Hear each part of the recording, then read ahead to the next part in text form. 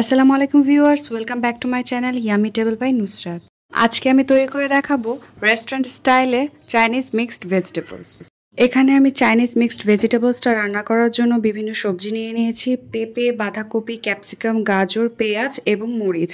আপনারা আপনাদের ইচ্ছা মতো সবজিগুলো নিয়ে নেবেন। এখানে আমি বাঁধাকপি, পেঁপে এবং গাজরটা একটু সিদ্ধ করে নিয়েছি। অত বেশি সেদ্ধ করিনি, তাহলে সবজিটা নরম হয়ে যাবে। জাস্ট পানিটা একটা বলক চলে আসলে তখন সবজিগুলো নামিয়ে নিতে হবে। এবং দেখতেই পাচ্ছেন আমি কিভাবে কেটে নিয়েছি। আপনারা আপনাদের ইচ্ছা মতো কাটতে পারবেন, তবে চাইনিজ রান্নার জন্য এভাবেই কাটতে হয়। এখন একটি প্যানের মধ্যে আমি 1 চা চামচ বাটার নিয়ে নিলাম। বাটারটা একটু মেল্ট হয়ে যাওয়া পর্যন্ত ওয়েট করছি। বাটারটা মেল্ট হয়ে যাওয়ার পর এখানে আমি সামান্য রসুন কুচি অ্যাড করে দিব। এখন রসুনটা আমি হালকা ফ্রাই করে নিচ্ছি।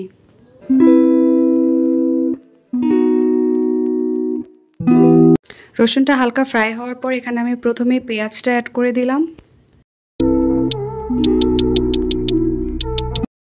এখন আমি সেদ্ধ করা সবজিগুলো অ্যাড করে দিলাম।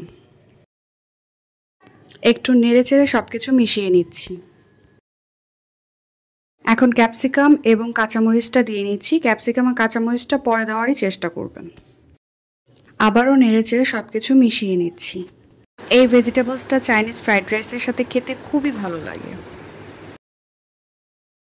এখন এখানে আমি স্বাদ মতো লবণ, 1/2 চা চামচ গোলমরিচের গুঁড়ো এবং সামান্য চিনি দিয়ে নিচ্ছি।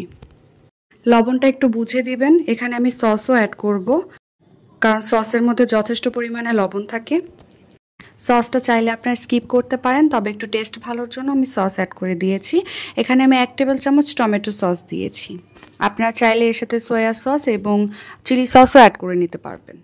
সসটা নেড়েচেড়ে মিশিয়ে নিলাম।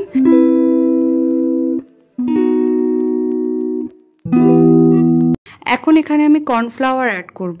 আমি 1/2 কাপ পানির মধ্যে 1 টেবিল চামচ কর্নফ্লাওয়ার মিক্স করে সেই পানিটা দিয়ে দিলাম। কর্নফ্লাওয়ারটা দেওয়ার পরে আমি 5 মিনিট রান্না করে নিব। এর বেশি রাখার কোনো দরকার নেই। এই রান্নাটা খুবই কম সময়ে করা যায়, খুবই সহজ, এবং রেস্টুরেন্টে ঠিক এভাবেই রান্নাটা করা হয়ে থাকে। আমার ভেজিটেবলসটা রান্না হয়ে গিয়েছে।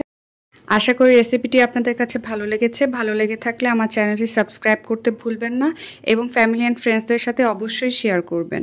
এবং আপনারা আর কি রেসিপি চান সেটা আমাকে কমেন্ট করে অবশ্যই জানাবেন। Thanks for watching. Allah Hafiz.